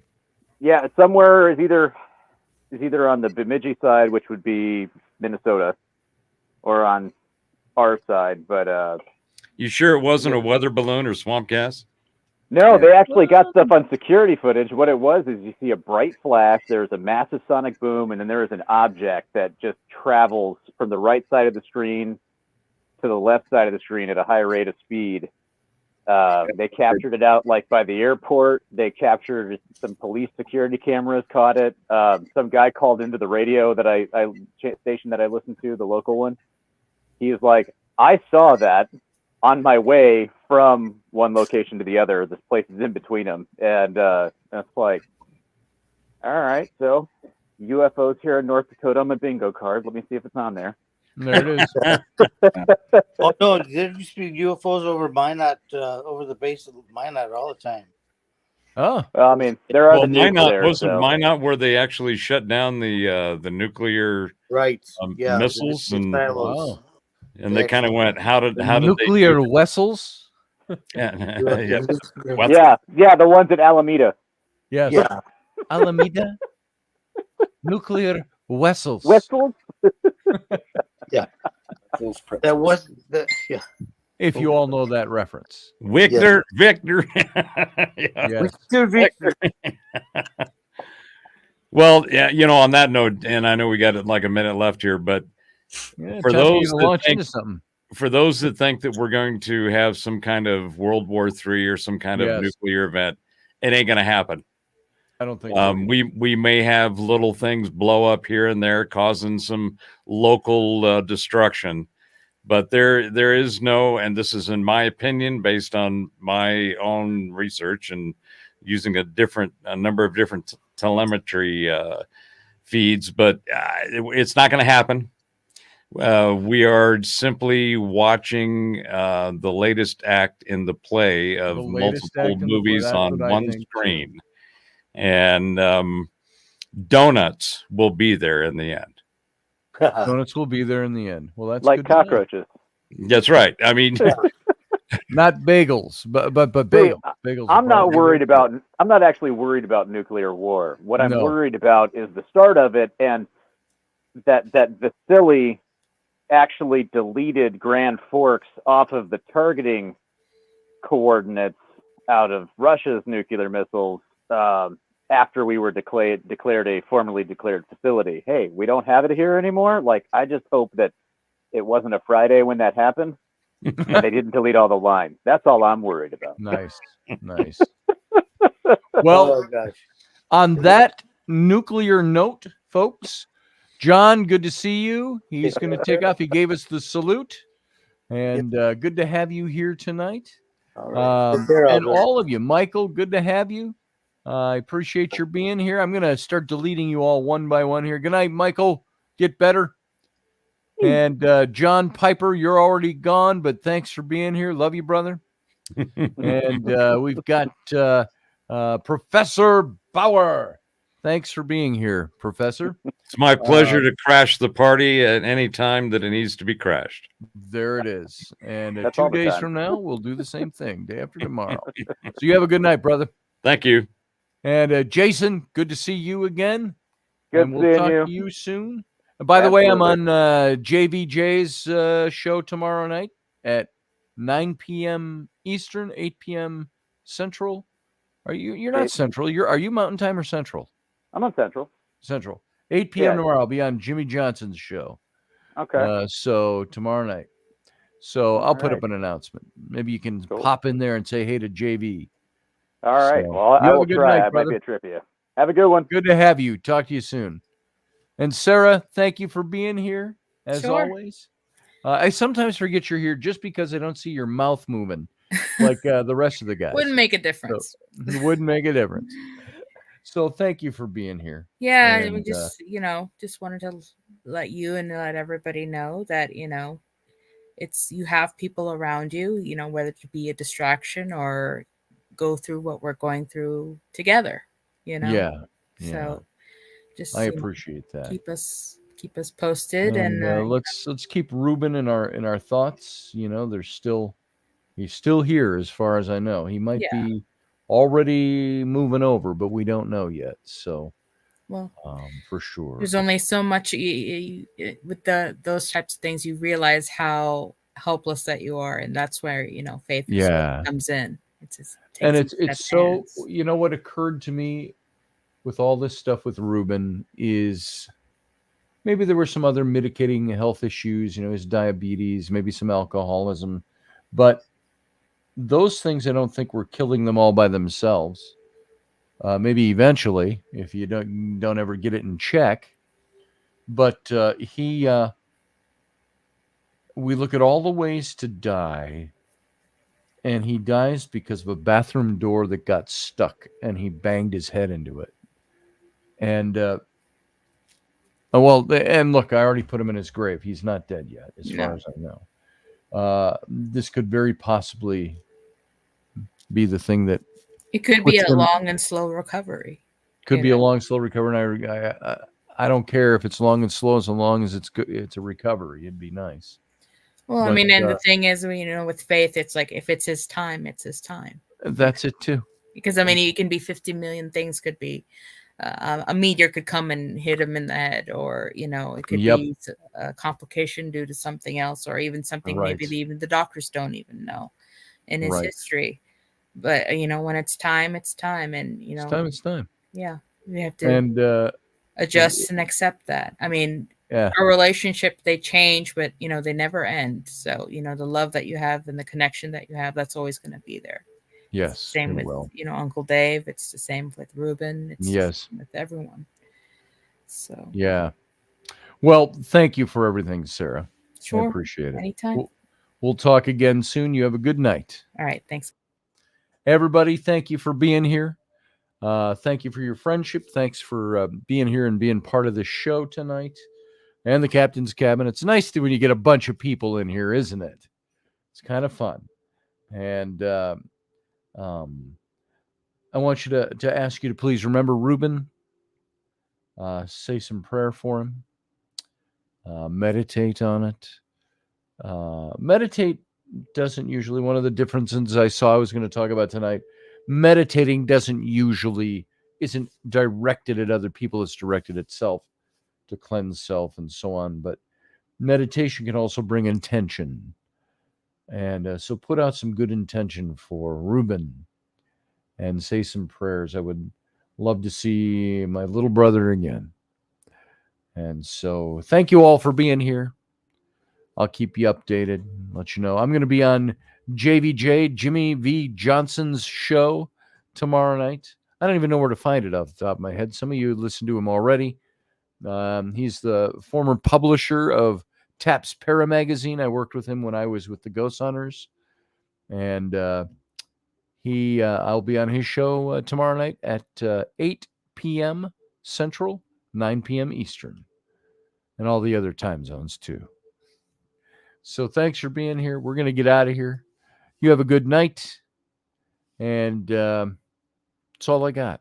Shalom. For peace for Israel. And live long and prosper.